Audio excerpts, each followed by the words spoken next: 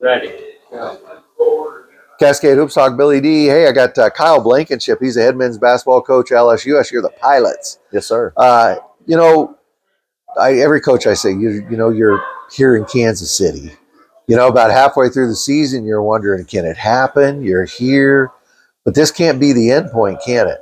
Well, we hope not, but I've talked to several coaches here, and this is our program's 19th consecutive national tournament. And, oh wow! For Congratulations! For many years, it used to be 32 teams would make it out here, and sometimes you didn't know if you were really good enough to be here. Whether you got an automatic bid or you didn't know how good your league was, and sometimes you would get bounced in the first round, and you'd leave Kansas City thinking, "Man, we just weren't good enough." But now it's down to 16 teams, and you have to win 2 games to get here. I think all the teams that are here are validated. They're some of the best teams in the country this year, and so we're excited to be back and looking forward to the opportunity tomorrow. Kyle, that's something. I was talking to a friend of mine about that the other day. That I really love the way they did the selections and the seeding, because, like you just said, everybody had to go through a gauntlet to get here. I think I was telling one of the NAI guys, I think this is going to be one of the best NAI tournaments we've ever had here. Well, we hope so. And, I sit on that selection committee, and I sat in those rooms where, we had to place the teams, and we wanted to try to stay true to the seed format, keep it 1 through 64, and regionalize it a little bit. But, we wanted those true matchups of a real national tournament feel, and I think you got that in those first 2 rounds. So you play tomorrow. You're going to play College Idaho. They've been ranked number 1 for several weeks. Really good team. Talk about your fans. Tell your fans what the mood of the team is. How do they feel coming into this game tomorrow? Well, we're excited to still be playing this deep into March and to be in Kansas City. And, we know what College of Idaho has done this year. 32 straight wins, number 1 in the country, extremely balanced, play a lot of guys. I think 7 guys play 20 or more minutes. They're 6th in the country in points per game scored and points per game allowed.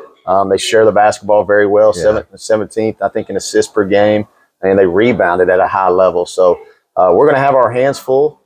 They've done it well for a long time throughout the course of the season, but we'll go in there and try to do the best we can to play to our strengths, and hopefully, it might give us a chance to win that game. I was talking to you about this before we started, but, I'm kind of a stats nerd. I was breaking down the teams, and if you look at your 2 teams, you guys shouldn't have a shot tomorrow, right? But if you look at, some of the last games coming into this, probably the same thing is true. What I'm trying to say in a super awkward way is you guys are kind of peaking at that right time. Does it feel like that to you? Well, we're started at least in the first 2 rounds. The players did what we've asked them to do all year long. We struggled with turning the basketball over. I think we were second in the whole tournament. Of the whole 64 teams, we had the second most turnovers in the field. In our first 2 games, we were less than 10 in both of them. We're not a great shooting basketball team. In both of those games, we shot 7 in each game. When we played a 45-minute overtime game, and we only took 7 threes.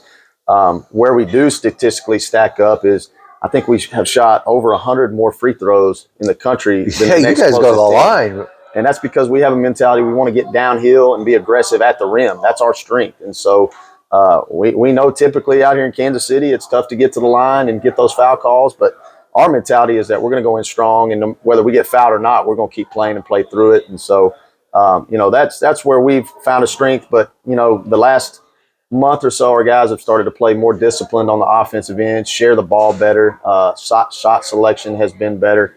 And then obviously we know the name of the game when you get to the national tournament is you got to guard, you got to rebound and take care of the basketball. So if we can do those things, then we'll be in a position to compete tomorrow. I wanted to ask you about you were talking about your team struggling at times shooting. And you've survived that, though, because you've been a really good offensive rebounding team.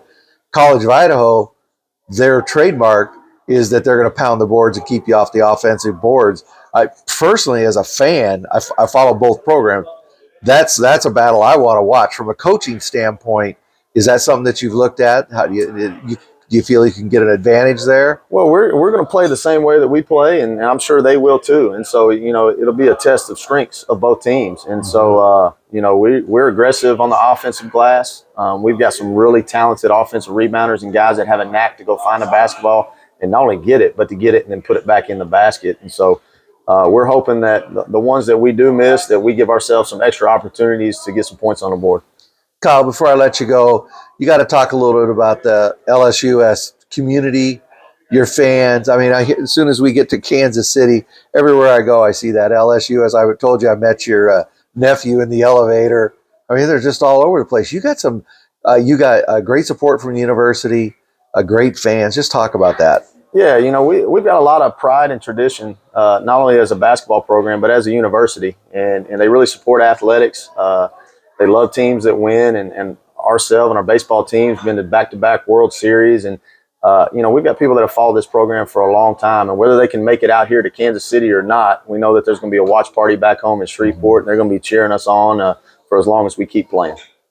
Well, Kyle, I really appreciate you night before you play, taking a few minutes to sit down with us, and whatever happens, congratulations on another great season for LSUS. Thank you. It's my pleasure, and I appreciate all you do for the coverage that you do for the NAI. Thank you, Kyle Blankenship, LSUS. Thank you.